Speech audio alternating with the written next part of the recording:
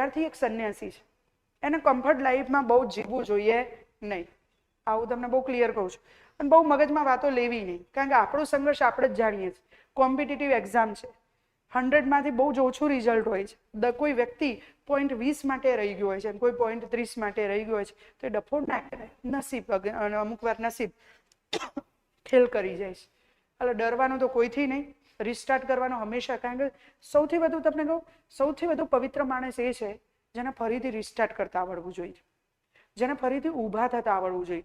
પડશું તો આપણે બધા, અમે અમારા લેવલ પર, તમે તમારા લેવલ પર, પણ ફરીથી ઊભા થઈને એ જ વ્યક્તિત્વને, એ જ પર્સનાલિટીને, એ જ ખુશીથી આગળ વધતા આવડવું જોઈએ ને. એ જ સૌથી પવિત્ર વ્યક્તિ, સૌથી સાચું વ્યક્તિત્વ કહેવાય.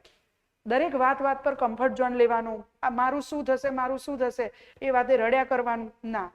તમારું ત્યારે જ સારું થશે જ્યારે તમે આજે કામ કરશો.